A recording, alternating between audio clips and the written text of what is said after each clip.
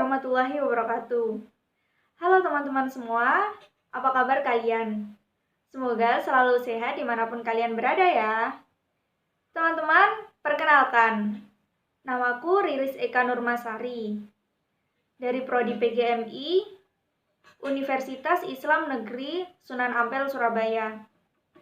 Teman-teman, videoku kali ini akan membahas mengenai metode pembelajaran yang akan aku gunakan dalam proses belajar mengajar materi PPKN pada kelas 5 MI.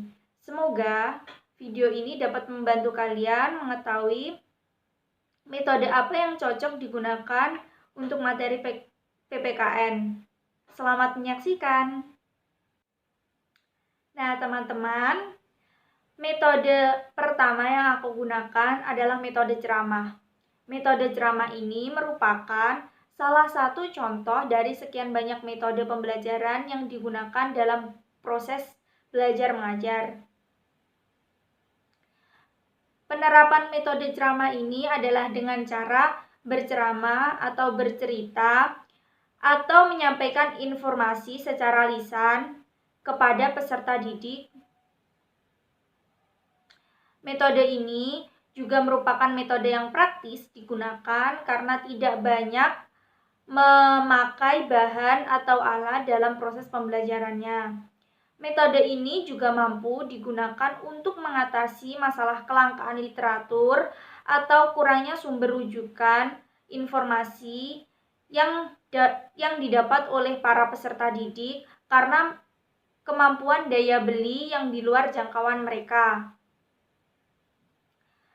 Adapun kekurangan metode ini adalah yang pertama, siswa menjadi pasif karena pembelajaran dikuasai oleh guru.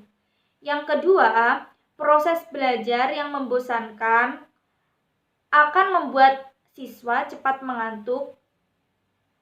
Yang ketiga adalah terdapat unsur paksaan untuk mendengarkan karena di sini guru yang menguasai kelas dan siswa hanya mendengarkan. Yang keempat adalah evaluasi pada proses belajar mengajar sulit dikontrol karena tidak adanya pencapaian yang jelas. Dan yang kelima adalah proses pengajaran yang verbalisme dan berfokus pada pengertian itu-itu saja. Tidak adanya pengembangan pada materi. Adapun kelebihan-kelebihan dari metode ceramah adalah yang pertama, mendorong siswa supaya lebih fokus karena proses belajar mengajar ini dikuasai oleh guru. Yang kedua, guru bisa mengendalikan kelas secara penuh. Yang ketiga, guru dapat leluasa menjelaskan materi yang ada pada buku pembelajaran. Yang kelima, dapat diikuti banyak peserta didik. Dan yang keenam adalah mudah dilaksanakan karena tidak banyak membutuhkan alat saat proses belajar mengajar. Metode kedua yang digunakan adalah metode pembelajaran tanya jawab.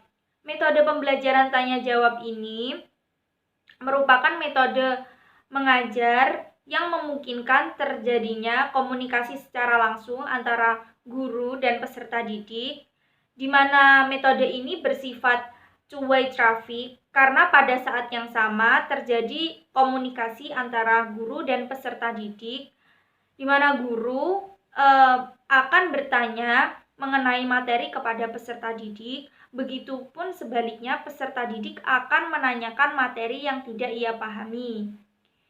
Pada metode ini terjadi komunikasi yang terlihat pada guru dan peserta didik baik secara langsung saat proses belajar mengajar.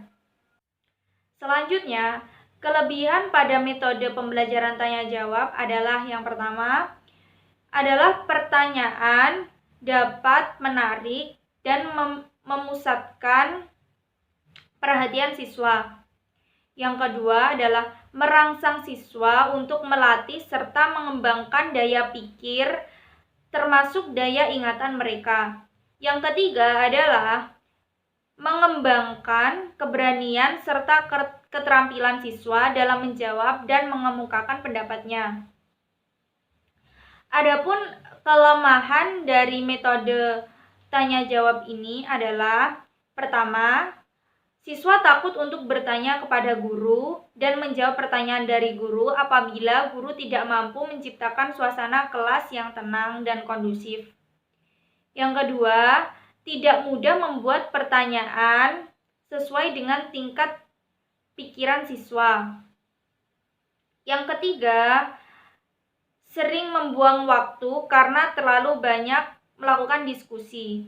Dan yang keempat adalah tidak seluruh siswa akan diberikan atau mendapatkan pertanyaan sebab proses pembelajaran ini memusatkan pada kegiatan berdiskusi.